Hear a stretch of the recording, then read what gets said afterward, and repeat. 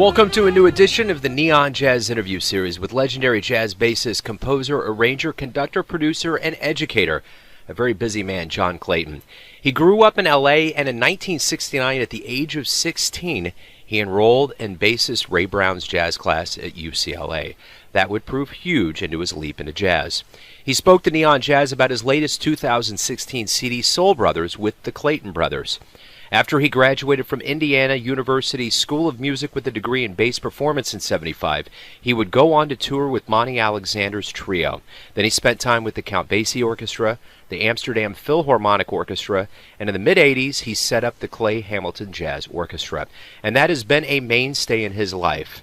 Soon he will be collaborating with Quincy Jones and has played with the best around over the years, like with Diana Krall, Paul McCartney, and the great Regina Carter.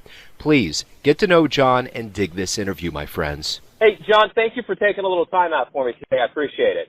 Absolutely, my pleasure. So I'm going to go ahead and start off here, and I know you're real clear about what's going on with you on your website, but in your own words, give me kind of a snapshot of music activity that's going on with you lately. I've been working on some projects with Diana Krall, some live performances. Also been involved with Jeff Hamilton and doing things with him. Also some live performances. Some teaching.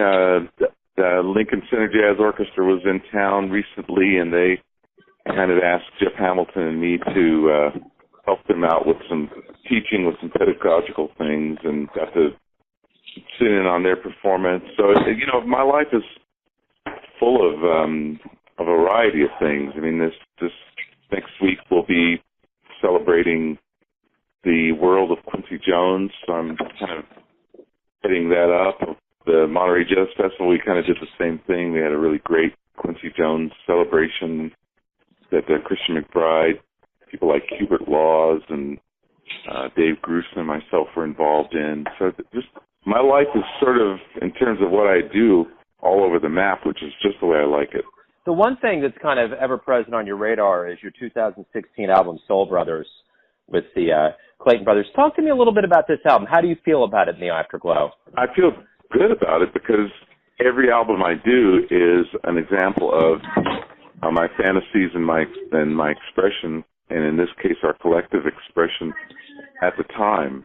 Numbers really reflect a lot of rehearsal, a lot of editing, a lot of all the thought process and experimenting that you go through to try to clarify what it is you're trying to say. But I love experiencing how the Clayton Brothers grow. And for instance, if I listen back to records that we did 10 or 15 years ago and compare them to now, it's just fascinating to me to witness that. Because music is in us. It's not in the instrument, you know, and in order for that music to be a clear expression of what's going on inside of us, we have to clarify the music that is in us. Then when we do that, when we bring that to the instrument, which is, the instrument works as an amplifier for the music that's inside of you. Once that music comes out and locks arms with your friends and your colleagues that are making music with you, it really becomes about expressing yourself with clarity. And since we, as people, change, the music that's inside of us changes. That's why most musicians, I can't think of any musician that listens to his or her own record. And that's not because we hate what we do. It's because we continue to change as people.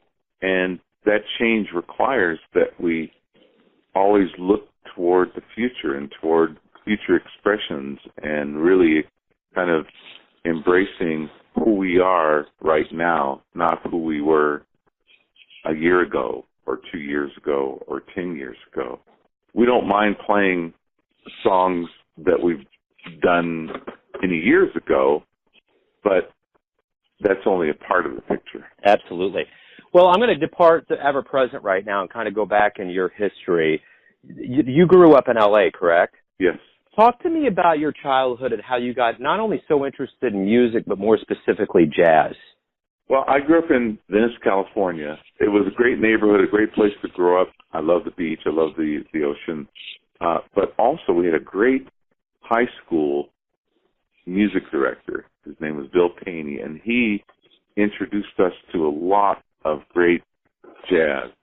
We were playing things like music from Sketches of Spain that Miles Davis did. We were doing things from the Buddy Rich big band repertoire. So it was a great exposure to jazz.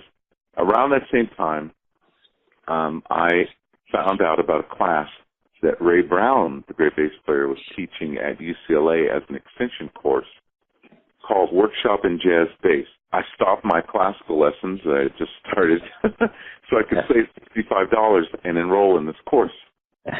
Ray Brown. I took the course, and my world really opened up. I was allowed, thanks to Ray's graciousness, allowed to follow him around and such after the course ended, and after the semester ended, and he insisted that I start up again with classical lessons.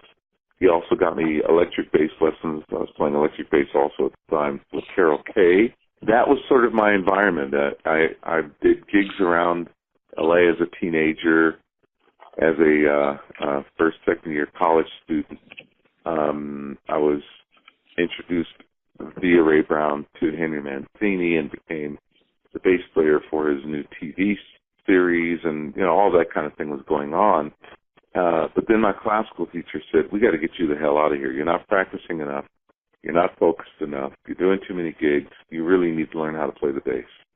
So they essentially shipped me off to Indiana. I went to Indiana University and finished school there before hitting the road.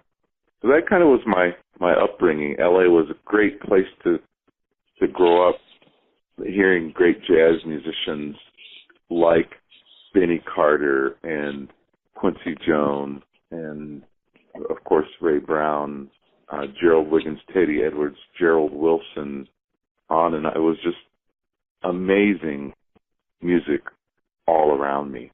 Right on. Let me ask you this. When you were growing up, were there specific albums that got you going that really kind of turned you on to jazz that were very seminal for you? Oh, yeah, absolutely. The first one, before taking the Ray Brown course, a high school bass player chum of mine said, "Man, you got to check out this record I found at the Venice Library." And the Venice Library had just started loaning out albums, and not only books. So it was kind of new on the scene at that time. Anyway, so we walked to the Venice Library, which was 6 doors up from where I lived, and he played for me an album by Oscar Peterson called The Trio. It was live at the London House. On it was a song called Billy Boy. And, I can still remember every note.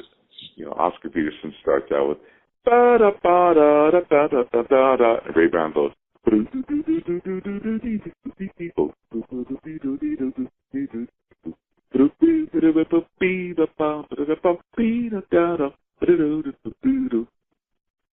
and it blew my mind. I'd never heard bass played like that in my life.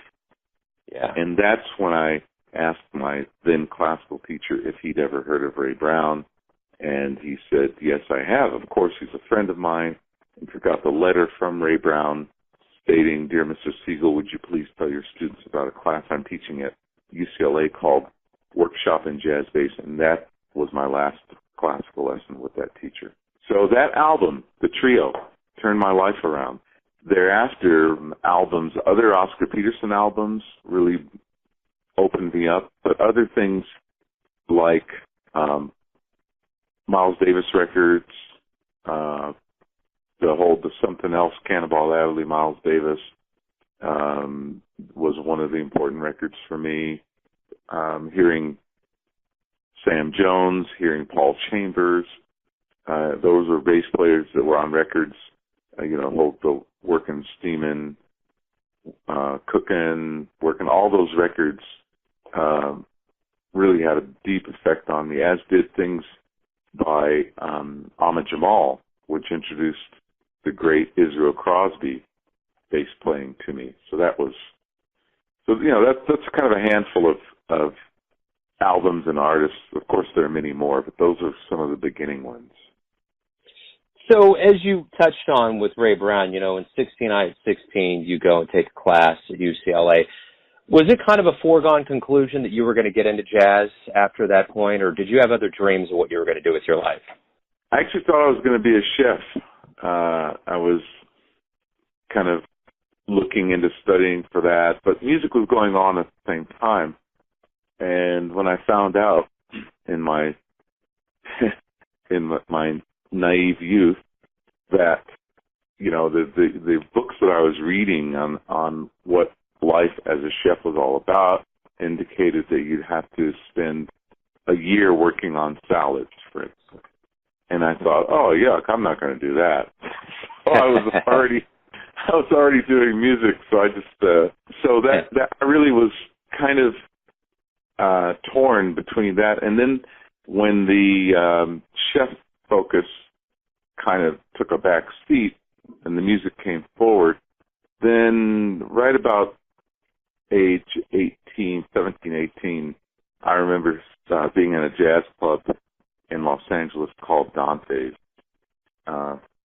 No longer around, but I heard a lot of great music there, and I remember seeing a couple of musicians, a couple of guys walk up to each other. Obviously, hadn't seen each other for all. They just hugged each other and kissed each other, and I just thought, this is what I want. You know, I maybe not to kiss guys, but you know, for the rest of my life, I want to be in an atmosphere where you have this and loving being together and loving working together. I just, that, you know, that was a really important experience for me, was seeing that. Yeah, absolutely. Of course, it's now November 9th, and that message comes to me in an even bigger way today. Absolutely. Without a doubt it does. Let me ask you this. After you graduate from Indiana University School of Music in 75, you start touring with Monty Alexander. That had to be a huge learning curve and a great experience at that point in your life. It was. I met Monty Alexander in 1970 when he was working with Ray Brown in Los Angeles, and it was my dream before then to play with Oscar Peterson. But when I heard Monty Alexander, I said, I think I want to play with that guy. He came from the same roots as Oscar Peterson. Well, Oscar Peterson honestly was his roots,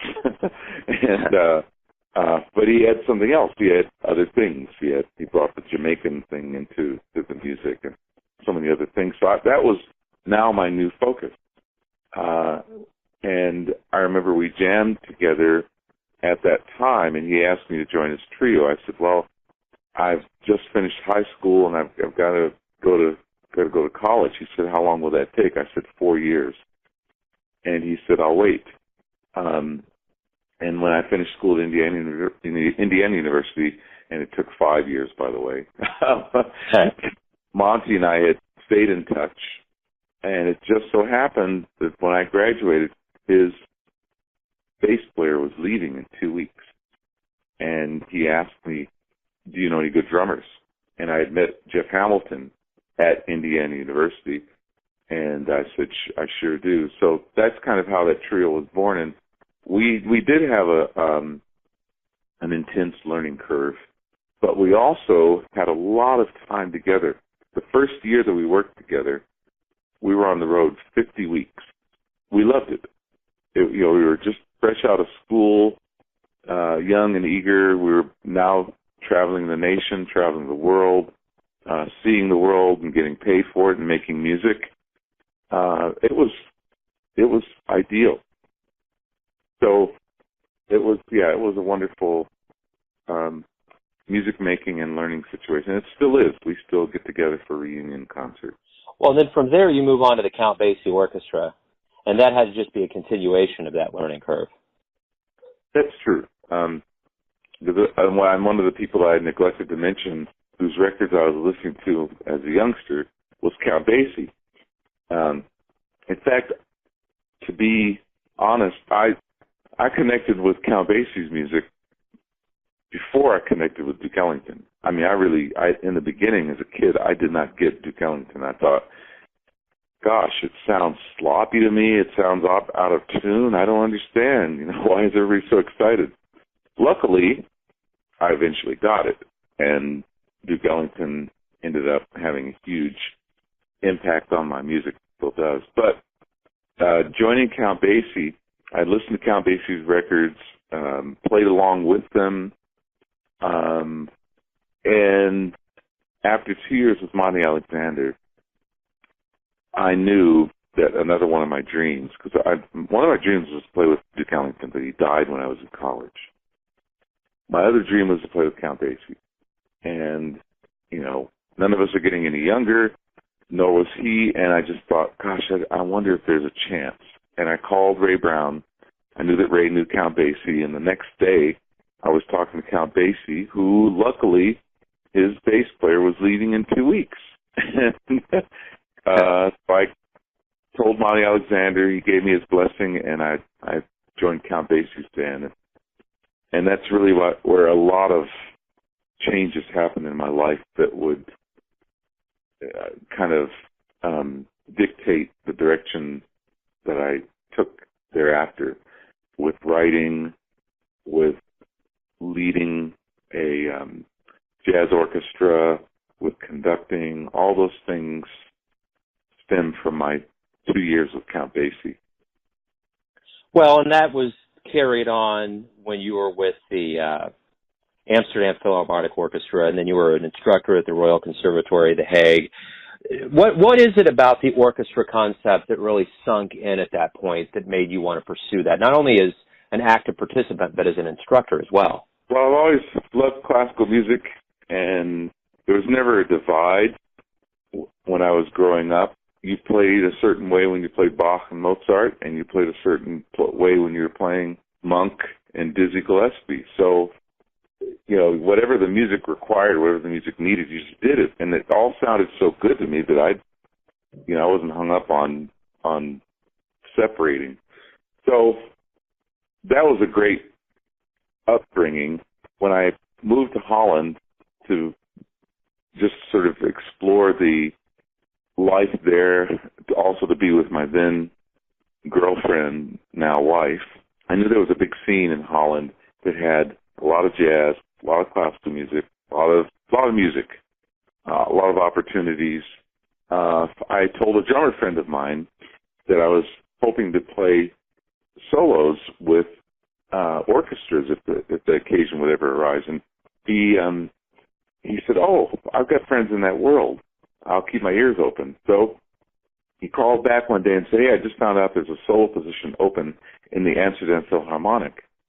And a solo position means principal, basically translates into principal. So I do the principal chair. I meant play solos by standing in front of the orchestra and playing charity and that sort of thing. But so I took the information, I thanked him, and I was already in the finals of another classical competition that I had entered, and I just kind of added the audition material for the orchestra to the music I was already practicing. And I took the audition, and they invited me to join the orchestra. It was great because not only could I play in the orchestra, but being there in Holland, there were so many jazz opportunities that I could continue my writing jazz and playing on the side. So that was a wonderful 5 years. It was only supposed to be 2 years, but then it was just so great I couldn't stop. Well, then you come back to California in the mid-'80s, and that's when you rekindle the Clayton Brothers Quintet. That's been a long association for you. Obviously, you just released an album in 2016. What's that been like for you? What's that group specifically been like for you? That it's a familial kind of experience and growth that really reflects what families are like, if I may be so forward. Because my brother and I are sort of the common denominators for the group, but then we have other, in quotation marks, family members that come in and we combine efforts and make music together and have a lot of fun, but then at some point they want to move on or they want a different change of environment, and that happens with our blessing. And then another family member comes in, and again, that's in quotation marks because it'll be somebody like Patrice Rushen on piano, or Roger Kellaway on piano, or Bill Cunliffe on piano, and other times it'll be Ron Estey on guitar, or Emily Rimler on guitar, or other people, and then other times it'll be, it might have been Clay Jenkins on trumpet, or Gilbert Castellanos on trumpet, or the man who's been with us for a lot of years, Terrell Stafford on trumpet. Different drummers right now, Obaid Calvaire, but we also work with. So anyway, the family keeps expanding by having more and more of these people that we adopt come and play with us, and they bring their touch and their fantasies and their sound and their ideas to our music.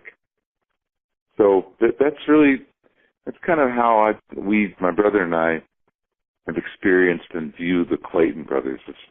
It's really a cool. And now, of course, my son Gerald plays piano in the group, and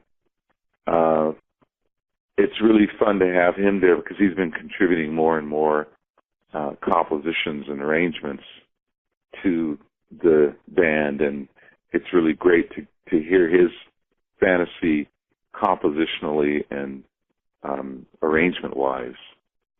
So it's kind of how we've sort of moved through the years and continue to work.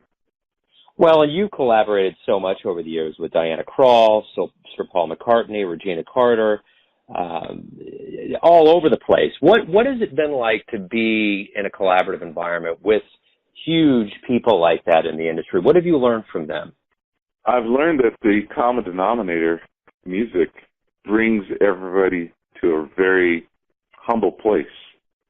Working with a Diana Krall, I've known her since she was 19 years old.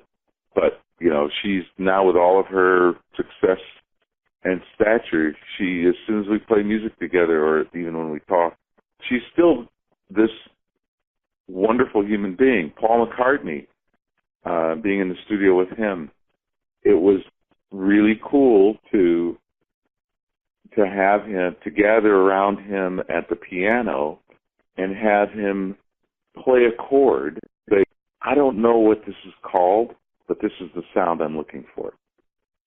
A man who is so comfortable in his skin, musicians that are so comfortable with each other and with the music that they can admit to their areas of lack of knowledge or experience and lean on you as you lean on them. So that sort of thing is really cool, and I mean to be with a Yo-Yo Ma and have him ask you about some jazz phrasing, something like that. So in other words, when we play music, it's like we're all kindergartners. Yeah, and absolutely. All that stature stuff goes out the window. Yeah. Well, I want to touch a little bit on that stature. You've won a Grammy. You've had many nominations and many awards over your life. And I don't want to know what your favorite one is, but if you could think about one that surprised you, caught you off guard, which one would you say it was? All of them catch me by surprise because I don't expect them. I really don't. And it's not just being modest. But the one I think that really shocked me the most was the first Grammy nomination. Because I honestly, when I got it, I thought, oh my God, someone is listening. And because I really didn't think in those terms before of how your music touches people that you don't even know are being touched, and in what situations you have no idea. So that kind of that was a slap in the face. Like, oh my, really? Oh, somebody's paying attention? Sheesh. Yeah. It doesn't affect. It didn't, and it doesn't affect how I move forward with my music. And I never, I was taught by great musicians, do not do your music for reasons, for dishonest reasons. Make sure it's always an honest reflection of what you want to express. Yeah. And every time I veer from that, I get a really rude awakening lesson. In other words, if I write something that ends up being played a lot and ends up being has a lot of popularity, if I use those same elements, since it worked the first time, and try to write a second piece using those same elements, it never, I don't mean sometimes, it never, ever has the same kind of success, not only in terms of popularity, but in terms of sounding like music that is 100% sincere and honest. Yeah. If when you write from rules, then your music will sound like you're writing from rules. If you create music from rules or from a blueprint, then it will sound like your music is being played. That's why, not to get into the Grammys too much, but all those kinds of awards, but the Grammys is the most popular one, obviously, and you'll hear people time and time say things like, how did that person win? Who ever heard of them? Or that record didn't sell the way such and such a record sold, which is a complete misunderstanding of what the Grammys originally were supposed to represent, which was, this is a situation where industry people can honor and acknowledge their own. Now people want to turn that into popularity. They turn it into popularity contests. Yeah. And which is unfortunate. But the thing is, when you are playing music, it really has to be something that honestly comes from you, and it's acceptance and more than acceptance, the people that will be able to connect with your music, you never will be able to dictate what that will be. Which is why, we got to throw away expectations when we do music. You can't write a song and perform a song expecting that it'll get airplay or that it'll be a hit or all that sort of thing. You can't expect that. You can try and hope for it, keep your fingers crossed, but you know what? Great thing about people is they are the ones who determine what honestly connects with them and what doesn't, which is great, which is why things like the Grammys are uncontrollable in that regard. Speaking of connecting with fans, what's one of the nicest things a fan has ever said to you about your music? That it touched them. When somebody walks up and tells you that you going inside yourself and you attaching your soul to those sounds that you're making, when someone walks up and says, your music really touched me, that's it. I can go home with a smile. So let me ask you this. Everyone has a version of who you are, your family, your friends, your fans. But when you wake up in the morning and you face the world, who do you think you are? I've never framed it like that. I think who I am, who we are, is so multifaceted that it's more of a feeling than a definition.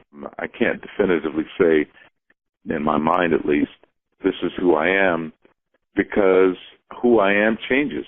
It's the same shell, it's the same soul, it's the same core, but all of those things that really kind of go along with it, that help define who I am, make me whoever, whatever I am. So that's something I think I give more thought to what I want to do and who I want to be, more so than who I am. This will be a perfect segue to my final question here. You're far from being over, but you've etched quite a trail in the world of jazz. When the kids of the future peel back the layers of jazz history and come across your name, how would you like to be remembered? You know what? I'm going to borrow from Count Basie because I want the same thing, and that is I'd like to be remembered as a nice guy. I like that. That's perfect. That's beautiful and profound in its simplicity. And on that note, John, thank you for taking some time out, opening up, giving me your stories, and most certainly for all your music. Wow, you're welcome. Thanks for being interested. Thanks for listening and tuning in to yet another Neon Jazz interview, where we give you a bit of insight into the finest players in New York, Kansas City, and spots all over the world, giving fans all that jazz. And thanks to John for his time, his honesty, and his legendary music. If you want to hear more interviews, go to Famous Interviews with Joe Domino on the iTunes Store, or visit Neon Jazz at youtube.com, or for the home of Neon Jazz and everything that you could ever imagine, the neonjazz.blogspot.com. Until next time, enjoy the music, my friends.